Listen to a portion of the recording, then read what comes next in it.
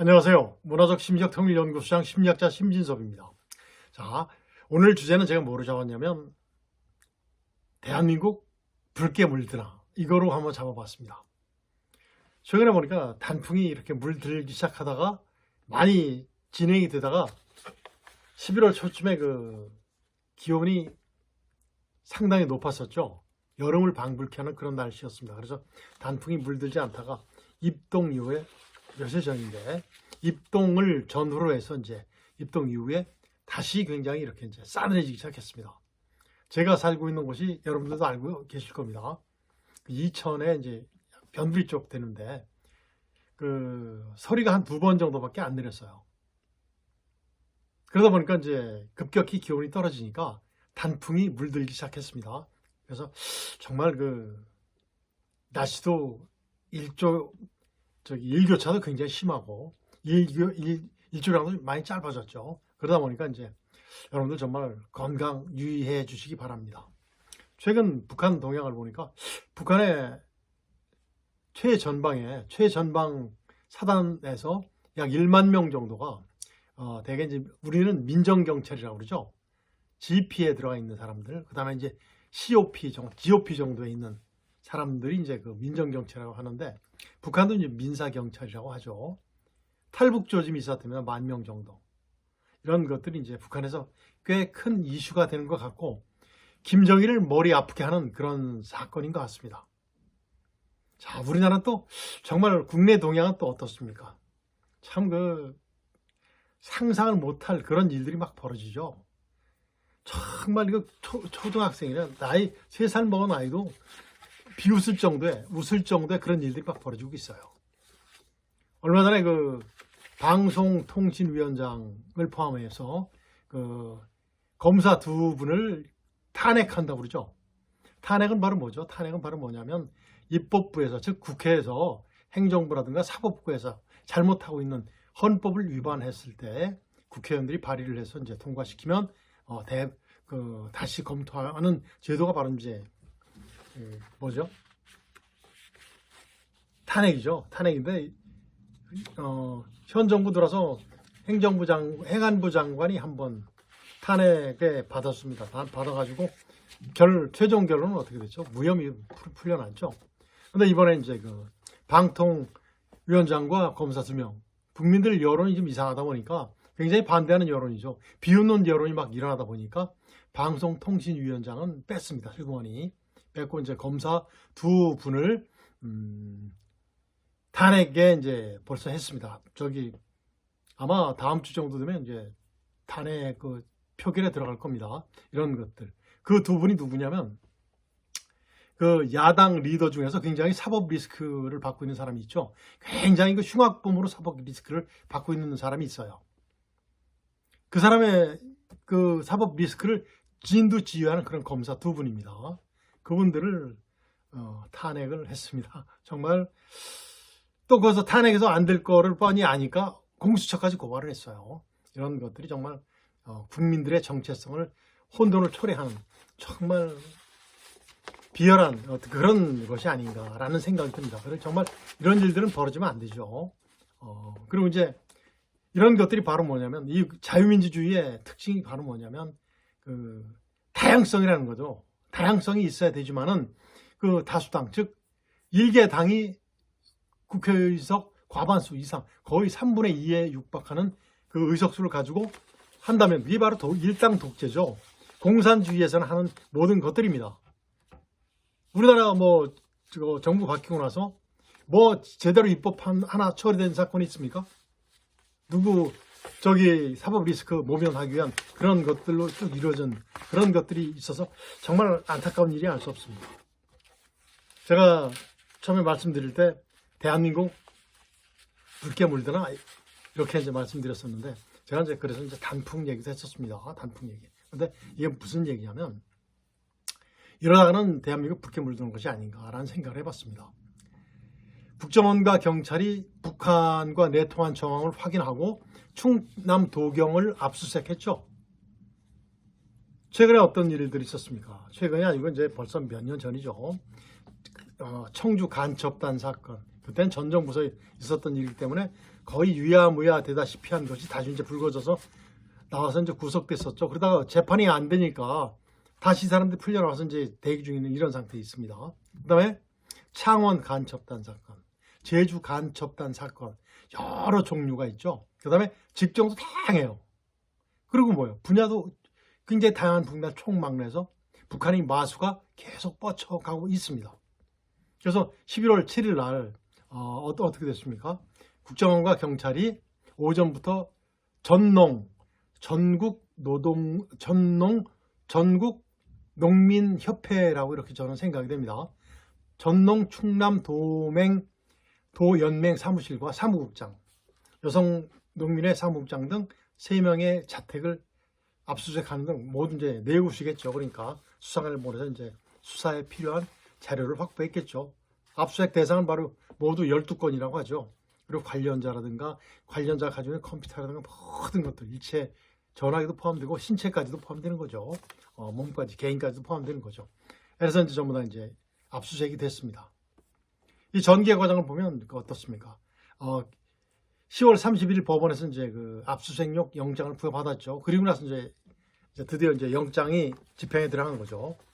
그 창원 간첩단에 연루된 소위 자주통일민중전의, 발음하기도 참 어려워요. 스스로 소위 자기들이 말하는 자통이라고 하죠. 자통.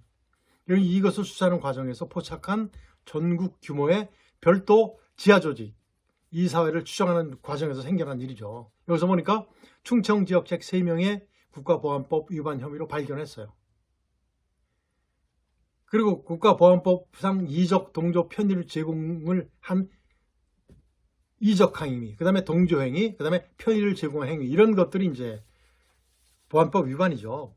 이런 것들은 정말 북한과 직접, 적과 직접 관련된 그런 이적 행위죠. 정말 이런 거는 말이 안 됩니다. 우리나라 보안법이 굉장히 무섭거든요. 그런데 왜 이런 간첩단한테 적재적소하게, 시의적절하게 적용이 안 되는지 모르겠습니다. 이번에는 꼭 좀 정말 적용이 돼서 정말 명명백백하게 완전히 밝혀내고 전부 다 완전히 불온 세력들 전부 다 이렇게 다 공개를 했으면 좋겠어요. 그리고 처벌을 받아야 되겠죠.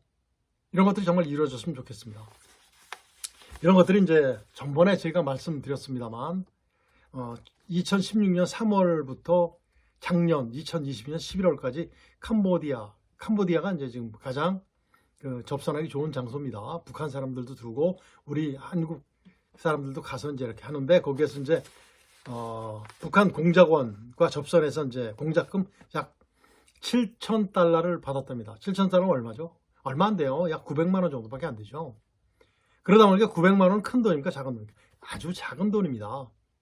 그러니까 돈이 탐나서 그들과 접선을 해서 공작금을 받았다라고 생각하기보다는 정말 대한민국을 전복시키는 어떤 불온한 마음을 가지고서 그들과 만나서 그들에게 공조하는 그런 세력이라고 판단이 됩니다. 여러분들 어떻습니까? 정말 대한민국에 존재하면 안 되는 세력들이죠. 그렇죠? 정말 간첩들입니다. 간첩. 요즘 세상에 간첩이 어디 있어? 라고 말하는 사회주의자들이 있어요. 선동하는 자들이 있죠. 있습니다. 왜 없겠습니까? 그래서 이제 이런 국내 정세를 수집해서 북한으로 보고하는 혐의로 이제 그들이 말하는 자주통일민중전의 총책 황아무개죠. 그 다음에 경남 서부지역 책임자 정모, 이런 자들 4명이 이제 구속 기소됐죠. 그래서 이제 이 사람들을 작년서부터 2016년도부터 6년 동안 쫙 수사한 끝에 작년에 이들의 주거지와 사무실을 압수수색하고 드디어 이제 2023년 2월에 이들을 검찰에 송치할 수 있었던 겁니다. 그 이후에 자주통일민중전의 수사 과정에서 포착한 별도 지하조직 이사로 수사를 확대하면서 서울 경기 지역 책임자와 강원 지역의 국가보안법 위반 혐의를 추가 발견하고 어떻게 했습니까? 이제 급습해서 이제 전부 다 이제 증거를 수집했겠죠. 그 다음에 2023년 5월에 전교조 강원지부 사무실, 전교조는 정말 북한의 앞잡이입니다. 그리고 대한민국을 전복시키는, 문화까지 말살시키는 굉장히 나쁜 조직이죠. 우리 학생들의 정서까지 전부 다. 지금 우리나라 사회에 과거에는 그런 일들이 없었어요.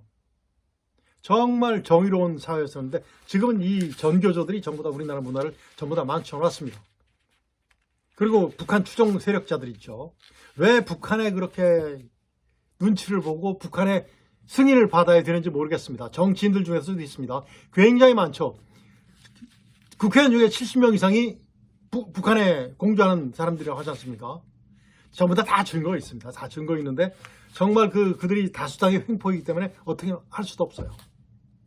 왜 이렇게 간첩들이 많은지 모르겠습니다. 그래서 정말 대한민국이 붉게 물드는 것이 아닌가. 보니까 이제 완전히 빨간색은 아니고 그러면 적화 통일됐겠죠. 군데군데 어때요? 지역적으로 붉은 빛이 막 돌기 시작해요. 정말 왜 이렇게 간첩이 많은지 모르겠어요. 어떤 지난번 대통령 하던 자입니다. 대통령이 전 인정하지도 않죠. 그런 자가 뭐라고 그래요? 이념 논쟁 운운하면서 국민들을 또 선동하고 있죠. 정말 위험하고 매국적인 선전선동을 하고 있어요. 언제까지 가겠습니까? 정말 언제까지 갈 것 같아요? 정말 까불고 있죠. 정말 까불고 있습니다. 이 자유민주주의, 대한민국 국민들의 정체성을 혼동시키고 이분들이 얼마나 무서운지 몰라요. 아직까지는 잘 견디죠. 아직까지는 잘 견딥니다. 얼마 안 갈 겁니다. 자, 보십시오. 북한에서 어떻게 했습니까? 정말 지난 정권에서 대북전단 살포 금지법을 만들었죠. 이게 바로 뭐죠?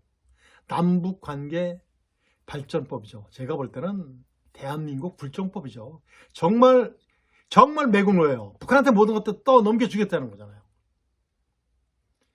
군사작전의 일부인 전단도 못하게 했지 않습니까? 그러고 보십시오. 전부 다 전방지역 예비사도 전부 다 없앴어요. GP도 다 없앴어요. 한국을, 대한민국을 북한도 주겠다는 이러한 자 아닙니까? 이런 자가 이념 논쟁을 하고 있다고 아주 운운하고 있어요. 국민들을 선동하고 있죠. 그를 따르는 자들은 또 어떻습니까? 정말 안타까운 일이 아닐 수 없습니다. 정말 이런 자들이 빨리빨리 없어졌으면 좋겠어요. 그래서 남북통일이 빨리 돼야 됩니다. 정말 그래서 이념 논쟁이 없어지겠죠. 자, 얼마 전에 이제 파주에서 전단 살포를 했죠. 누가? 탈북자분들이 했어요. 탈북자분들은 제가 언젠가 말씀드렸을 겁니다. 북한 김정은과 그들의 만행을 전부 다 북한 동포들에게 편지 쓰는 내용이잖아요. 북한이 왜 이렇게 무서워할까? 전단은 굉장히 무서웁니다. 왜? 김정은과 그 일가, 김일성 일가의 모든 것들이 드러나기 때문이에요. 그리고 정말 북한 동포들이 못 살고 있다는 것은 이제 그대로 공개시키는 거지 않습니까? 좀 전에 처음에 서두에서 말씀드렸습니다만 전방사단에서 일개 10,000명 정도가 탈북하려는 조짐이 발견되니까 북한은 또 어떻게 됐겠습니까? 전번에 함흥, 개성 어디 일대에서도 민중 봉기 그런 것도 있죠. 제가 다음 주 정도에 제가 북한 붕괴 조짐에서 또 좀 깊게 들어가서 북한의 일탈 행위 같은 이런 것들을 여러분들께 말씀드리고자 합니다. 그래서 이번에 그때 만들어진 법들이 어떻게 됐습니까? 금년도 9월에 헌법재판소에서 이거는 아니다, 이거는 위헌이다 라고 결정이 내려졌죠. 전부는 아니고 일부가 내려졌습니다. 그러니까 그때는 북한이 가만히 있었어요. 그러다가 이번에 이제 파주에서 이제 전단 살포가 일어나자 북한이 굉장히 이제 최초의 말을 하게 되는 거죠. 그러면서 어떻게 돼요? 삐라 살포 거점의 징벌의 불소나기를, 정말 북한 말은 정말 저것들은 말하는 것 자체가 우리 말을 정말 굉장히 쌍스럽게 만들어요. 정말 쌍스럽게 만들어요. 진짜 만고 역적들입니다. 그래서 또 뭐라고 그랬죠? 조중통, 조선중앙통신이죠. 11월 8일 날 종전의 대응을 초월해서 옛날에 했던 그걸 초월해서 놈들의 삐라 살포 거점은 물론이고 괴뢰의 아성까지 징벌의 소나기를 퍼부을 것이다 라고 이렇게 얘기했죠. 이렇게 발표를 했어요. 그리고 뭐라고 그러죠?